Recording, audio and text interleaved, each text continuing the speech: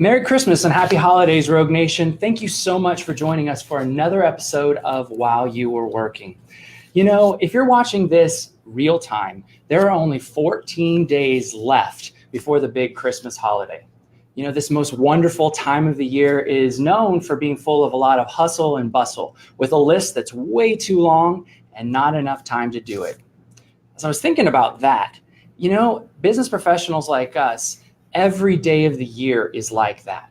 Well, lucky for us, today on the show, we have a student of productivity who's here to bust through all the myths of the long hours and help us to see a different way. I'd like to welcome to the show Kyle Lacy. Kyle is an author. He's author of 3 books, actually. He's a speaker.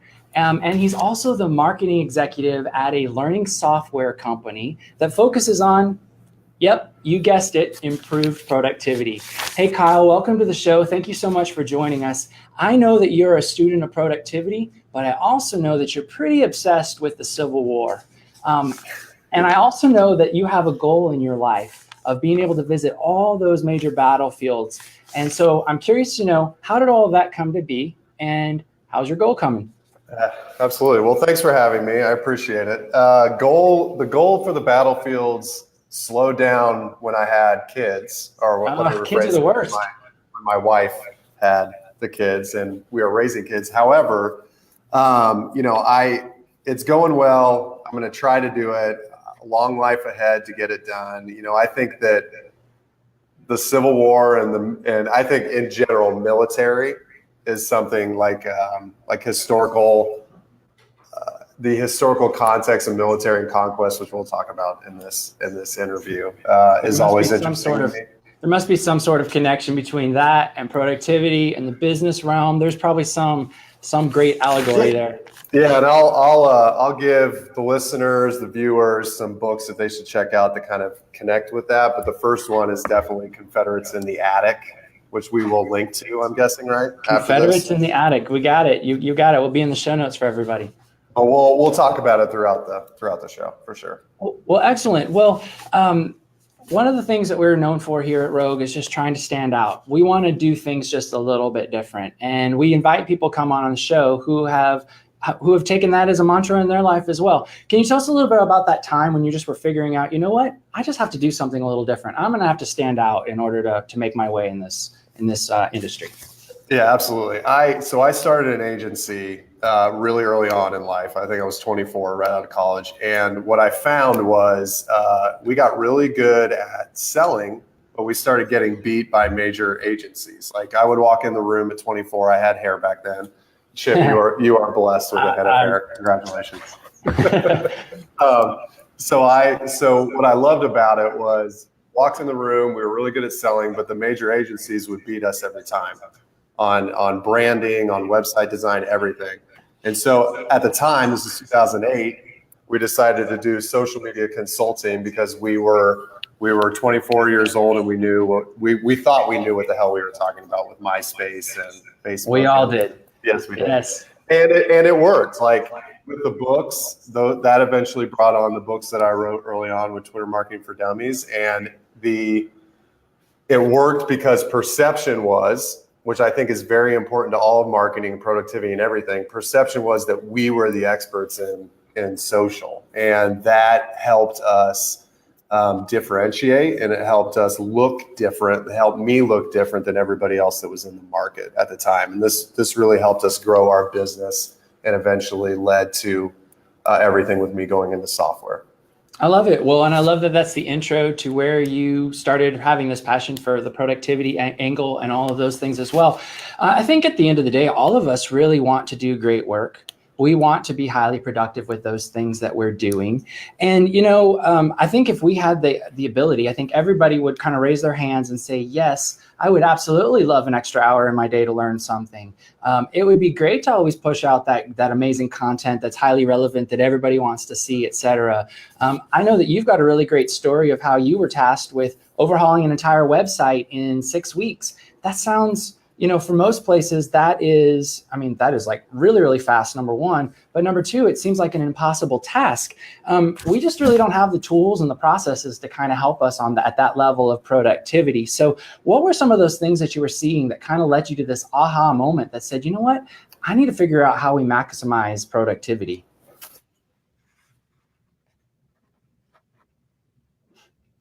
Dr. Julie Gerner, and Dr. Julie Gerner is a productivity coach, and I spent a lot of time with her. She taught me the ideas of work blocks, of prioritization, and it led me to believe that you have to prioritize everything. So when we're talking about a website redesign in 6 weeks, it means that the entire marketing team had to get rid of everything else they were doing and just prioritize that project.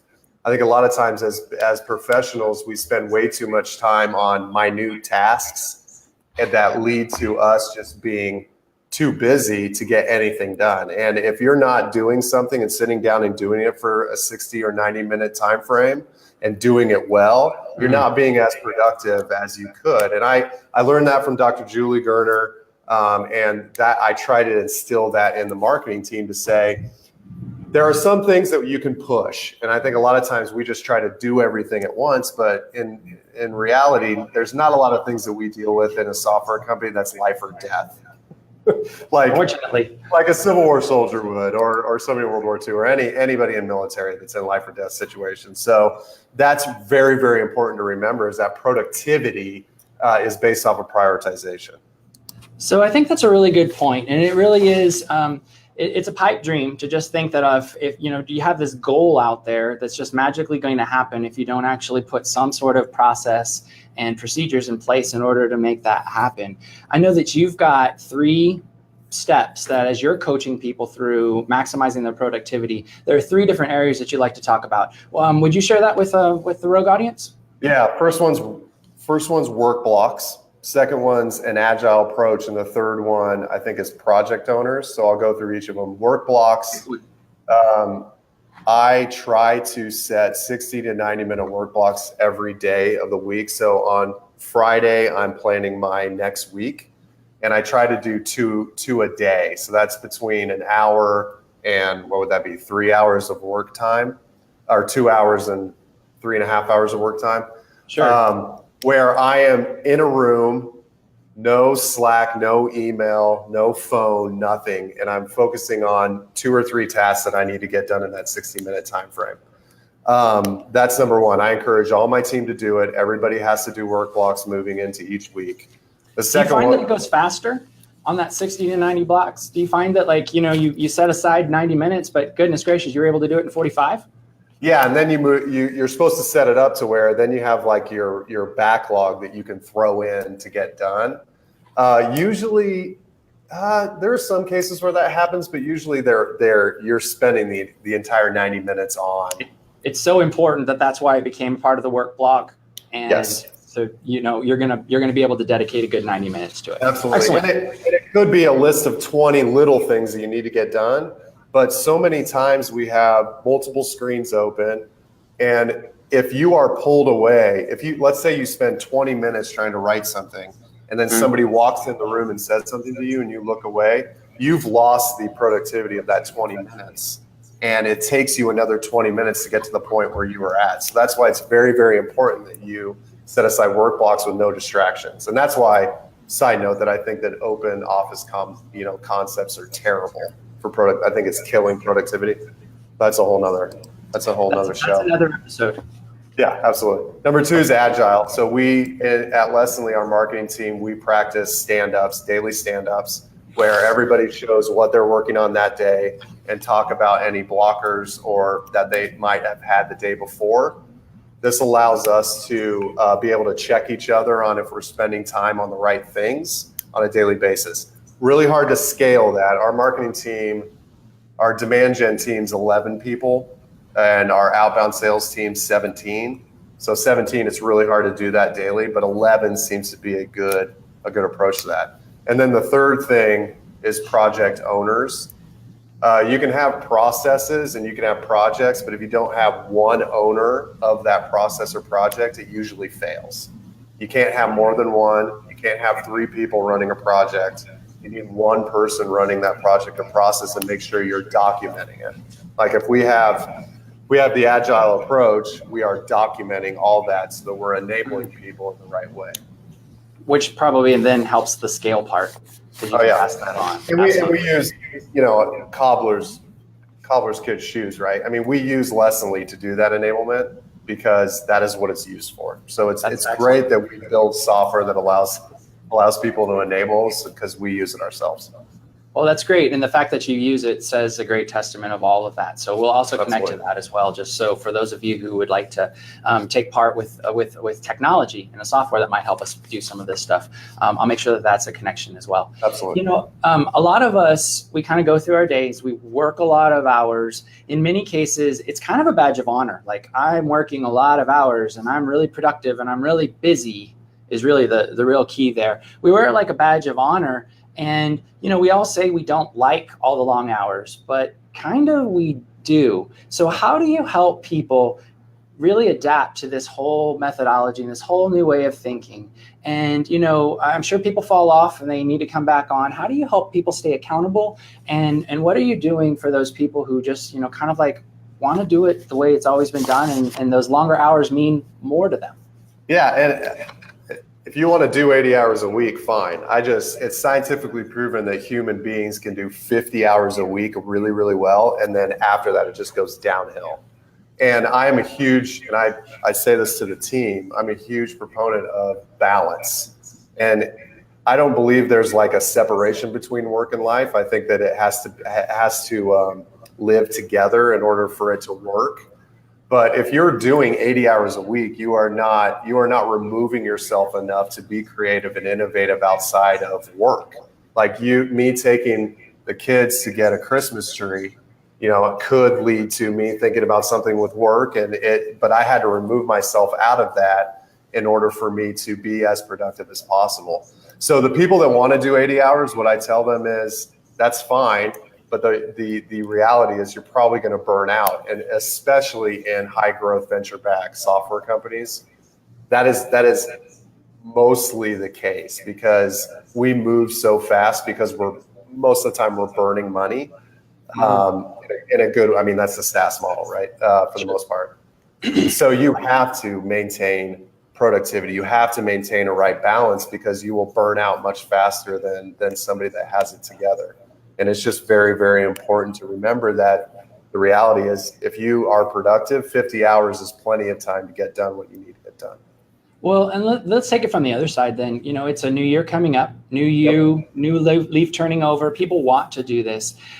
People are going to fall down. They're going to go back into their old systems. How have you, with your teams, how have you helped with team accountability and just people holding each other accountable to working in agile methodologies and to working in work blocks? So we could probably do a better job, honestly, to be very transparent with you, on keeping everybody accountable on work blocks. What we do is the daily stand-ups keeps people accountable on how much they're doing. So for our stand-ups, every member of the marketing team has a list of what they're doing by time. So each person should have around 8 hours. If they have more than 8 hours, then a team member is available is tasked to say, why do you have more than 8 hours? You need help. Or did you have a blocker yesterday where our CX leader didn't respond to you or whatever, right? There's tons of different ways. There's tons of different blockers. But that stand up is meant to be the accountability portion of, hey, you said you were going to do 3 work blocks, but I don't see them on your board. Why is that? And the team is we have a close enough team, and the culture was built around the idea that we are vulnerable and we do share before we're ready, and we do give feedback as long as we're doing it in a way that's appreciative, not driving conflict. It makes a lot of sense. I know I'm thinking as I'm listening to all this here at the Rogue team, I think there are some of us who kind of go off into our own worlds and we do that. We certainly aren't doing it intentionally. Yeah. And I think that's the real important thing, is to try to find out how to do that intentionally, and then to try to hold each other accountable to, we don't always move as fast as we want to, or we think it should have gone faster. And, to be able to walk out of a room and say after 90 minutes, this is what I accomplished, and I'm really, excited about it, and I know I moved the client forward, or I moved our business forward. I think that's a really, that means a lot. And so the reality is you have to be vulnerable. And our CEO, Max Yoder, talks about it all the time. If you're not vulnerable, then you're not building trust among a team. So me standing up in front of the team at stand up saying, you know what, I screwed up. I didn't set any work blocks last week. I need to do that. I have way too many meetings. I need to change that. Then we are building trust amongst each other, which allows us to be more vulnerable and to move faster because of that. A lot of teams, there's not that vulnerability, so nobody wants to fail. So when you have that type of mindset in a team, it's really, really, really hard to be the best because you're not being human. And I think it's interesting too that we're accountable with a deliverable, and a lot of us are accountable with maybe even the money that's been budgeted to us that we're allocated to spend. But I don't think a lot of us take that time to be accountable for the actual time. And what you said on that stand up, to be able to stand up and say, here's how those 8 hours were spent. Different decisions get made. Absolutely. When you're standing up to say, this is how the 8 hours. I think this is great. This is really, really good stuff.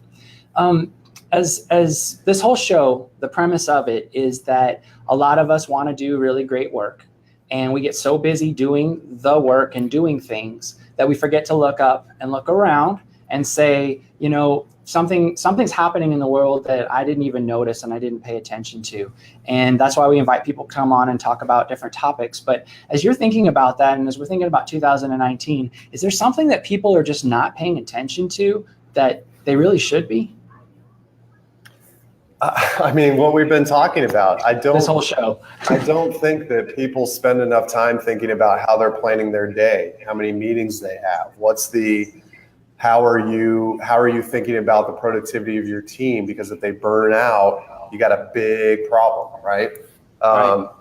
Moving into 2019, I think it's just about saying, guys, you know what? We don't need 8 meetings a day. Like, we could take a Thursday where it's no meeting Thursday. We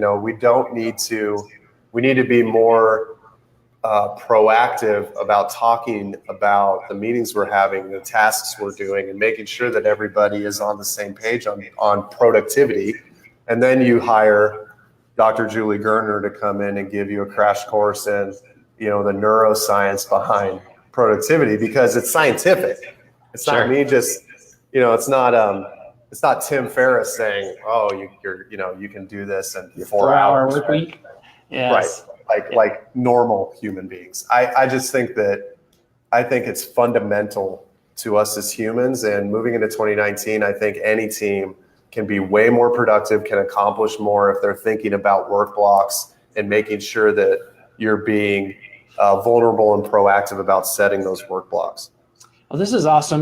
We spend a lot. It's the holiday season. It's all about gifts. This is a gift that you can give to yourself. This is a gift you can give to your business.